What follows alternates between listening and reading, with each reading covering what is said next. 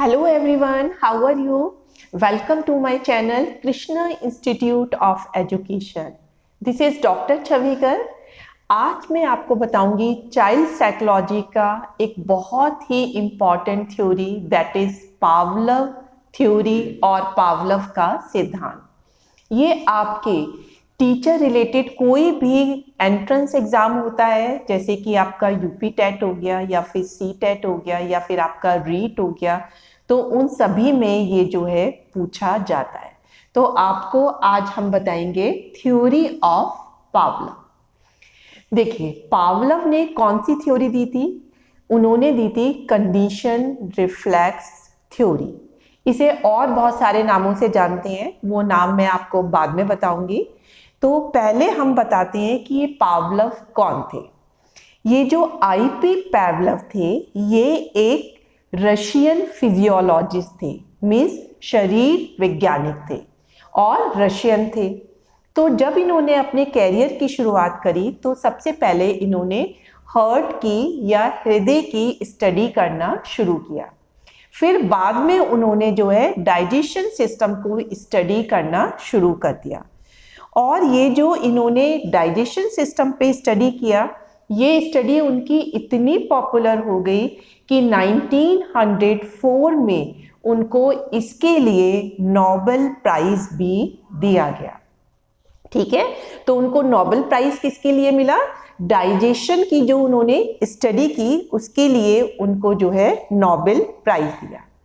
अब उन्होंने जब ये डाइजेशन की स्टडी करी तो करते करते एक बार उन्होंने कुत्ते की लार को स्टडी करना शुरू कर दिया कि कुत्ते की जो सैल्विया होता है, जो उसकी लार होती है, उसका उसके डाइजेशन पर कैसे फर्क पड़ता है। तो उससे उन्होंने जब उसकी वो स्टडी कर रहे थे तो उन्होंने कंडीशन रिफ्लेक्स थ्योरी निकाली और इस थ्योरी को उन्होंने पब्लिश किया अपनी 2 बुक्स में। एक थी उनकी कंडीशन रिफ्लेक्स, जिस बुक का नाम था, और दूसरी बुक थी लेक्चर्स ऑन कंडीशन रिफ्लेक्स। तो उन्होंने कौन कौन सी 2 बुक निकाली? एक कंडीशन रिफ्लेक्स के नाम से निकाली, एक निकाली उन्होंने लेक्चर्स ऑन कंडीशन रिफ्लेक्स। तो अपनी इस थ्योरी में उन्होंने कहा कि एक जब ये जो मेरी थ्योरी है कंडीशन रिफ्लेक्स की, इसमें 2 इंपॉर्टेंट चीज है। एक तो आपका स्टिमुलस और दूसरा है आपका रिस्पॉन्स, जिसे हम हिंदी में बोलेंगे उद्दीपक और अनुक्रिया। तो उन्होंने कहा ये जो स्टिमुलस है ये सेंट्रल पार्ट है, क्योंकि इसी की वजह से जो है कोई भी रिस्पॉन्स, कोई भी अनुक्रिया होती है। तो जब भी स्टिमुलस और रिस्पॉन्स के बीच में एक संबंध स्थापित हो जाता है, एक एसोसिएशन हो जाती है, तो उस एसोसिएशन होने की प्रोसेस को ही हम कंडीशन या अनुबंधन कहते हैं। तो इसीलिए इसका नाम पड़ा था कंडीशन रिफ्लेक्स थ्योरी। तो उन्होंने जो है इसके लिए एक बहुत अच्छा जो है एक्सपेरिमेंट किया। मैं वो आपको एक्सपेरिमेंट बताती हूँ, तब आपको इसकी डेफिनेशन और इन्होंने थ्योरी में क्या बताया बिल्कुल क्लियर आपको हो जाएगी। इसके अदर नेम्स भी है, अदर नेम्स भी हम तभी समझेंगे, पहले मैं आपको इसका एग्जाम्पल बताऊंगी। देखिए, इस एग्जाम्पल में क्या है, एक कुत्ता बंधा हुआ है। तो पावलव ने जो ये एक्सपेरिमेंट था ये अपनी एक लेबोरेटरी में किया था। अब उन्होंने लेबोरेटरी में जब ये एक्सपेरिमेंट किया तो उस वक्त कोई डिस्टर्बेंस नहीं थी, कोई साउंड नहीं आ रही थी, बिल्कुल शांत एटमॉस्फेयर था। और उन्होंने वहां पे इस कुत्ते को जो है बांध दिया। ये आपको ध्यान में रखने वाली बात है कि यहाँ पे कुत्ता एक्टिव नहीं है। एक्टिव का मतलब है कि वो अपनी मर्जी से हिलडुल नहीं सकता, अपनी मर्जी से उछल कूद नहीं कर सकता, ना ही वो कोई मूवमेंट कर सकता है।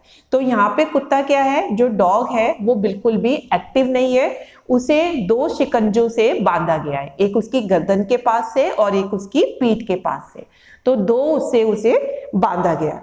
दूसरा क्या है कि ये कुत्ता जो था वो भूखा था। ठीक है, क्योंकि उसको भूख लग रही थी तो उसको काफी दिन तक भूखा रखा गया, जिसकी वजह से उसे भूख लग रही थी। अब उन्होंने इस कुत्ते के गले का ऑपरेशन किया और इसके गले से एक ट्यूब उन्होंने जो है अटैच कर दी और उस ट्यूब का उन्होंने कनेक्शन किससे कर दिया, एक मेजरिंग कप से कर दिया, कि जिससे कि जो कुत्ते के मुंह की लार है वो उस ट्यूब से आके उस कप में इकट्ठी हो जाए, जिससे कि वो उसकी स्टडी कर सके। तो अब उन्होंने क्या किया कि उसके सामने मीट रखा जो कुत्ते के लिए भोजन था। तो कुत्ता बहुत भूखा था, तो जैसे ही उसने मीट को देखा तो उसके मुंह में जो है लार बनने लगा। तो उन्होंने देखा कि जैसे ही हम भूखे कुत्ते के पास मीट लेके आते हैं, उसका भोजन लेके आते हैं, तो उसके मुंह से लार निकलने लगती है। फिर उन्होंने घंटी बजाई, अब की बार भोजन नहीं दिया, उन्होंने घंटी बजाई, लेकिन उन्होंने देखा घंटी बजाने से जो है उसके पास कोई भी उसके मुंह से लार निकल के मेजरिंग कप में इकट्ठी नहीं हो रही है। इसका मतलब भोजन को देख के तो कुत्ते के मुंह में लार आ रही है, लेकिन घंटी की आवाज से उसके मुंह में कोई भी लार नहीं आ रही है। अब उन्होंने क्या किया, पहले घंटी बजाई और उसके एकदम से 0.5 या 0.4 सेकंड के बाद ही उसे उन्होंने खाना दे दिया। घंटी बजाई और खाना दे दिया। तो घंटी बजाने और खाना खाने के बीच में उन्होंने बहुत ज्यादा समय नहीं दिया, सिर्फ 0.4 या 0.5 सेकंड का ही समय दिया और बार बार इस चीज की प्रैक्टिस करी। तो कुत्ते को जब आपने बार बार घंटी बजाई खाना दिया, घंटी बजाई खाना दिया, तो कुत्ते को एक वो होने लगा कि घंटी का मतलब है कि मेरे पास खाना आ रहा है। तो अब घंटी बजाते ही उसके मुंह से जो है लार आने लगी और वो मेजरिंग कप में इकट्ठी होने लगी। तो पावलव समझ गए कि जब हम घंटी बजा के खाना देते हैं, तो अब उन्होंने खाना नहीं दिया, सिर्फ घंटी बजाई, तो उन्होंने देखा सिर्फ घंटी बजाने से भी अब उसके मुंह से जो है लार निकलने लगी है। तो यहाँ पे उनका एक्सपेरिमेंट कर रहे थे वो पूरा हो गया। लेकिन इस एक्सपेरिमेंट में ये 3-4 चीजें बहुत जरूरी हैं कि एक तो कुत्ते को भूखा होना चाहिए, क्योंकि उसको भोजन लेने की आवश्यकता है। तो कोई आवश्यकता किसी व्यक्ति को होगी तभी वो इस एक्सपेरिमेंट में पूरा साथ देगा। और उस आवश्यकता की पूर्ति कैसे होगी, भोजन से होगी। तो इसलिए उसे भोजन का दिया जाना जरूरी है। और जिसके ऊपर आप एक्सपेरिमेंट कर रहे हो वो एक नॉर्मल होना चाहिए। तो यहाँ पे कुत्ता क्या था, नॉर्मल था। और जहाँ पे आप एक्सपेरिमेंट कर रहे हो वहाँ पे बहुत ज़्यादा डिस्टर्बेंस नहीं होना चाहिए। इसीलिए पावलव ने जो था ये लेबोरेटरी में एक्सपेरिमेंट कर रहे थे वहाँ पे कोई भी डिस्टर्बेंस नहीं आ रही थी। तो अब आपने ये एक्सपेरिमेंट समझ लिया। अब हम देखेंगे इसमें मेन क्या क्या उनके एलिमेंट रहे। देखिए इसमें 4 एलिमेंट मेन है।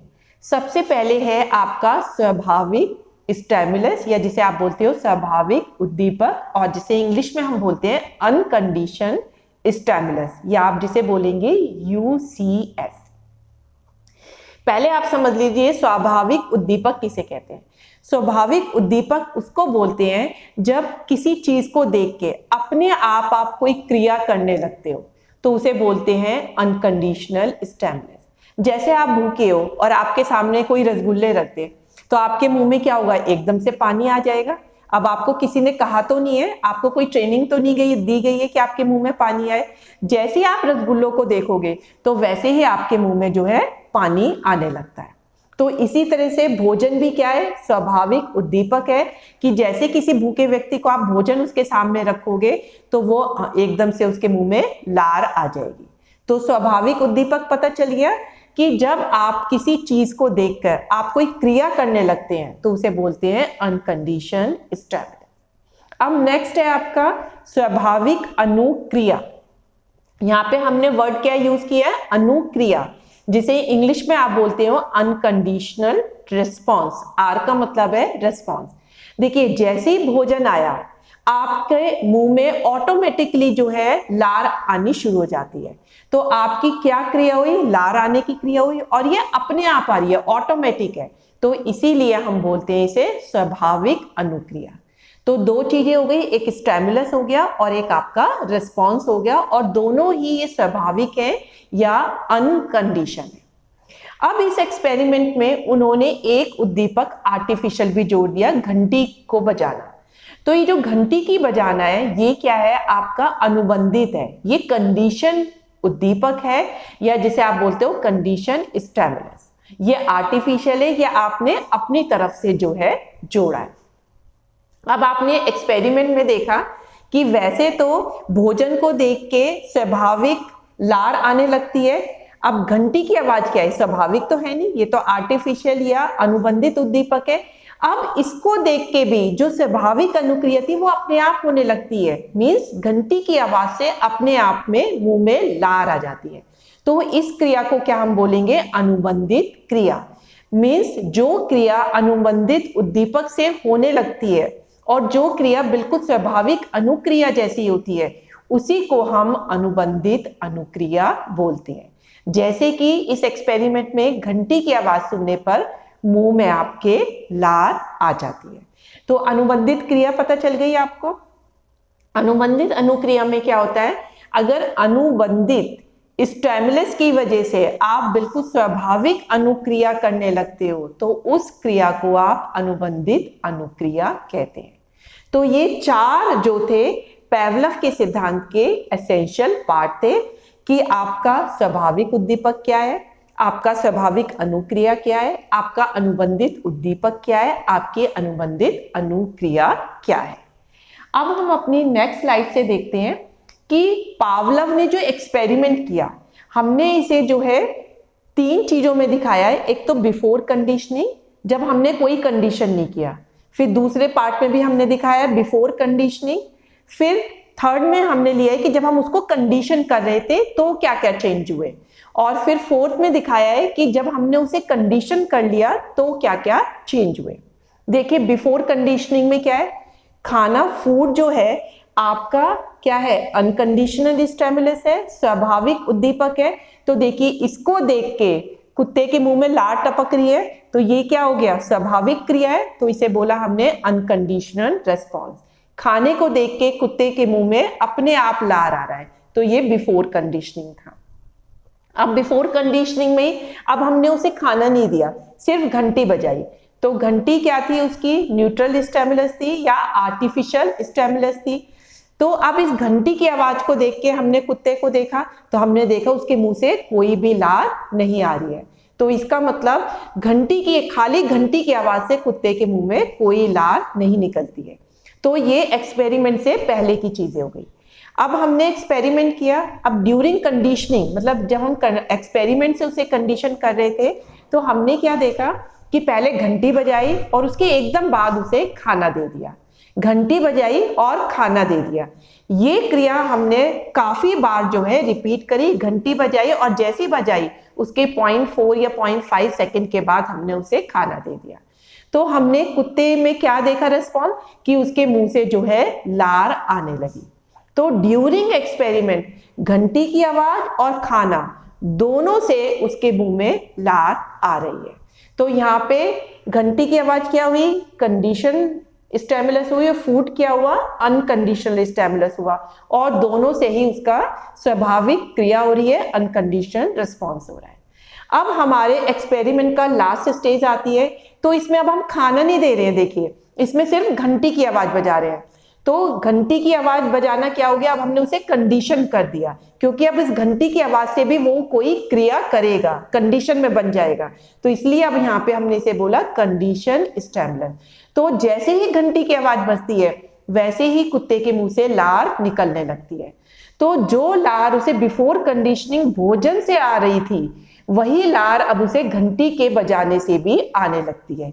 तो इसीलिए अब ये जो लार निकली है इसे हमने अनकंडीशन रिस्पॉन्स ना कह के कंडीशन रिस्पॉन्स मिला है, क्योंकि ये कंडीशन रिस्पॉन्स कंडीशन स्टिमुलस की वजह से आ रहा है। तो अब आपको पावलोव का क्लासिकल कंडीशनिंग सिद्धांत बिल्कुल क्लियर आ गया होगा कि हमने कुत्ते को कंडीशन कर दिया कि अगर हमने घंटी के साथ उसे भोजन दिया तो अब कुत्ते को ये लगने लगा कि जैसे घंटी की आवाज बजेगी तो खाना तो आई गई, तो अपने आप उसको खाने का टेस्ट आने लगा और उसके मुंह से लार आने लगी। तो यहाँ पे ये सिद्धांत आपका पूरा होता है। अब हम बताएंगे इसमें आपको कि ये जो है आपका कि other name of पावलव condition theory. ये मैं आपको अब बाद में बता रही हूँ, क्योंकि अब आपने एक्सपेरिमेंट देख लिया, उसके एसेंशियल पार्ट देख लिए और बिफोर कंडीशनिंग आफ्टर कंडीशनिंग की चीजें देख ली, तो अब आपको उसके अदर नेम बिल्कुल क्लियरली पता चल जाएंगे। देखिए, इसका सबसे पहला नाम है क्लासिकल कंडीशनिंग थ्योरी, या हिंदी में हम बोलते हैं शास्त्रीय अनुकूलन सिद्धांत। इसे क्लासिकल इसलिए बोलते हैं क्योंकि पावलव ने सबसे पहले लेबोरेटरी में इसका टेस्ट किया था। तो लेबोरेटरी में सबसे पहले इसने इसको टेस्ट किया, इसीलिए इसे क्लासिकल कंडीशनिंग या शास्त्रीय अनुकूलन सिद्धांत बोलते हैं। नेक्स्ट हम इसे क्या कह सकते हैं, कंडीशन रेस्पॉन्स थ्योरी या अनुकूलित अनुक्रिया का सिद्धांत। देखिए, इसमें दो तरह के रेस्पॉन्स होते हैं, एक अनकंडीशनल होता है, एक कंडीशनल होता है। जो अनकंडीशनल रेस्पॉन्स होता है वो अनकंडीशनल स्टिमुलस से आता है। जैसे खाने को देख के अगर आप भूखे हैं तो आपके मुंह में लार आने लगती है, पानी आने लगता है, ये अनकंडीशनल रेस्पॉन्स है। लेकिन अब हम खाना ना देके जो है किसी को कंडीशन वाला स्टिमुली देते हैं और उसकी वजह से भी वो स्वाभाविक क्रिया ही करता है, तो अब उस स्वाभाविक क्रिया को हम क्या बोलते हैं, कंडीशन रेस्पॉन्स। जैसे पावलव के सिद्धांत में घंटी बजने से ही अब उसके मुंह में लार आने लगी थी, तो उसका रेस्पॉन्स कैसा हो गया, कंडीशन रेस्पॉन्स हो गया। तो इसीलिए कंडीशन रेस्पॉन्स थ्योरी भी कहते हैं। नेक्स्ट इसका नाम है टाइप एस थ्योरी। देखिए, इसे टाइप एस थ्योरी क्यों कहते हैं, क्योंकि पावलव के सिद्धांत में दो चीजें बहुत इंपॉर्टेंट है, एक स्टिमुलस और दूसरा रेस्पॉन्स, एक उद्दीपक या दूसरा अनुक्रिया। तो इसमें सबसे सेंट्रल पार्ट पे कौन रहता है, स्टिमुलस रहता है, क्योंकि स्टिमुलस को देख के ही कुत्ता जो है कोई क्रिया करता है। तो क्रिया करना किस पे डिपेंड होता है, स्टिमुलस पे डिपेंड होता है। तो जो स्टिमुलस है वो सेंट्रल पोजीशन में रहता है, इसीलिए इसे हम टाइप एस थ्योरी भी कहते हैं। तो अब आपको क्लियर हो गया। देखिए, मैं आपको दोबारा से बताती हूँ। सबसे पहले हमने इसका मीनिंग बताया, फिर इसके अदर नेम बताए, फिर इसका हमने पूरा ये डायग्राम बनाया कि किस तरीके से उन्होंने कुत्ते पे ये किया, फिर इसमें एसेंशियल पार्ट क्या थे, फिर इसकी पावलव की क्लासिकल कंडीशनिंग थ्योरी क्या थी। तो ये बहुत इंपॉर्टेंट है और मैंने बड़ी डिटेल में और बहुत अच्छे से आपको बता दिया है। आई होप कि आपको ये लेक्चर अच्छा लगा होगा। और अभी तक अगर आपने वीडियो को सब्सक्राइब नहीं किया है तो सब्सक्राइब जरूर कर दीजिए, because it will be very very beneficial for you. और अपने फ्रेंड्स को शेयर भी करिए जिससे उनको भी बेनिफिट हो। That's all for today lecture. Thank you very much.